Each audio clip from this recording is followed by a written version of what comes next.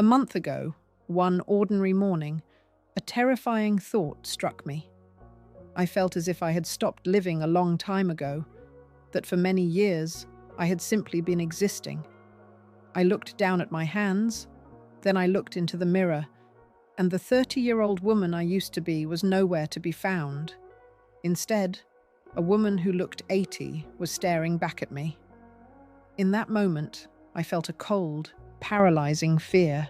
I'm not telling you this to scare you or to teach you a lesson. I'm not a guru, and I don't have all the answers. I just want to share what happened to me and how I finally stopped the clock from stealing what's left of my soul.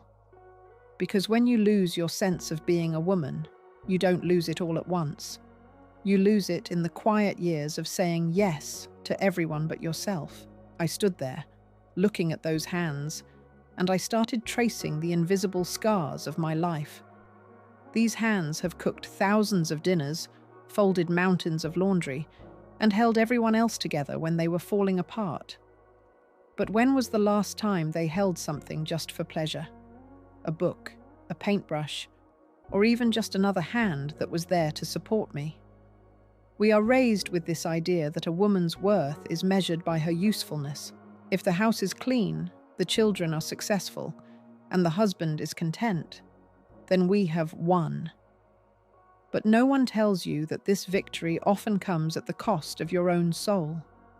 You become a ghost in your own home, a reliable, efficient ghost that everyone takes for granted. I realized that I had spent decades playing a role. I was a good wife, a perfect mother, and a reliable employee. I wore the clothes that were appropriate for my age, and I spoke in a voice that wouldn't disturb anyone. I traded my fire for peace and my beauty for convenience. The world treats women over 60 like we are finished products, like we have already said everything we had to say. And the most dangerous part is that I started believing it too. I stopped looking at myself as a woman capable of desire, passion, or new beginnings. I became a service provider.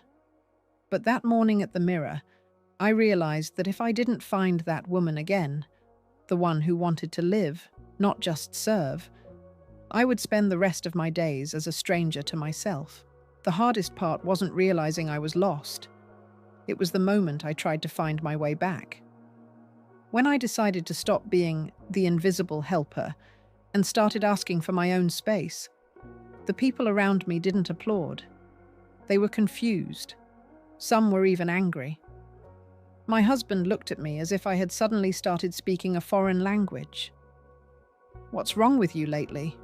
he asked, while I was simply trying to breathe for the first time in years. I realized that everyone around me had fallen in love with my silence, not with me. They loved the meals I cooked, the clean house, and my constant availability.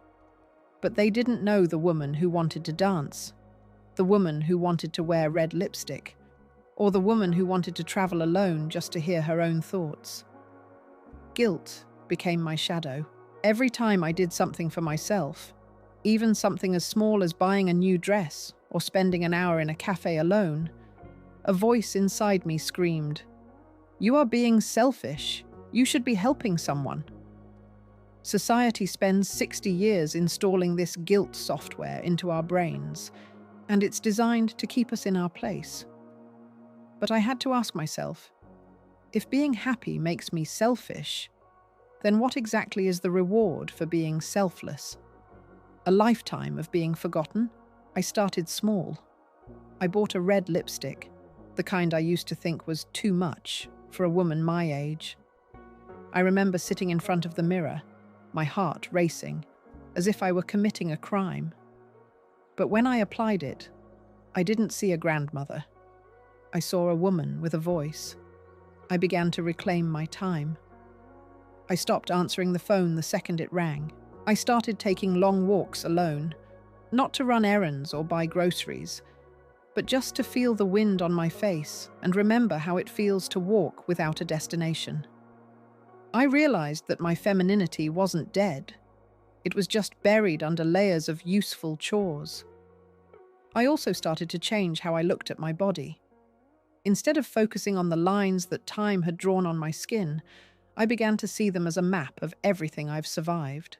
I stopped trying to hide and started trying to exist. I bought flowers for myself. I listened to music that made me want to move. These weren't just hobbies. They were acts of survival. I was teaching myself and everyone around me that I am not a piece of furniture in this house. I am the soul of it. And a soul needs beauty, not just efficiency. The more I became myself, the more the old world around me began to crumble. It wasn't easy. My family was used to a woman who never said no. And when I started setting boundaries, it felt like a cold war. I had to face the hardest truth of all. Some people didn't love me. They loved the services I provided. And realizing that at 60 is a bitter pill to swallow, but a strange thing happened.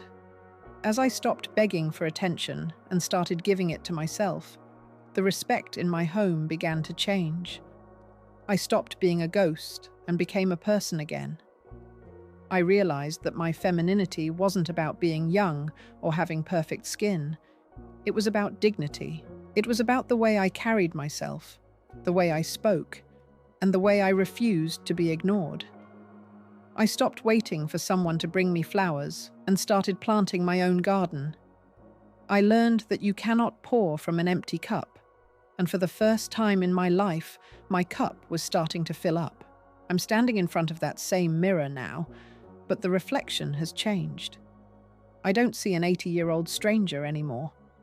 I see a woman who has finally come home to herself. I've realized that being over 60 isn't the final chapter of a tragic book. It's the beginning of the most honest one. You don't need anyone's permission to be beautiful, to be heard, or to be happy. You don't need your husband's approval or your children's validation to exist as an individual. You only need your own. This journey isn't about fighting the world. It's about making peace with the woman in the mirror.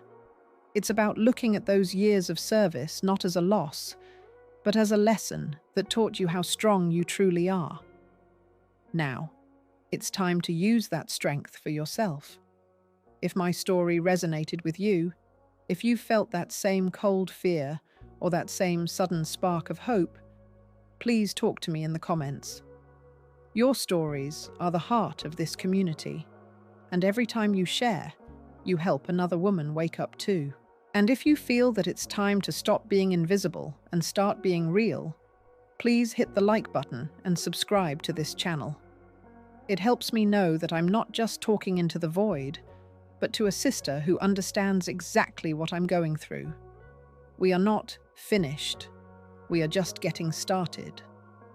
Remember, the best time to start living was years ago, but the second best time is right now, this very second.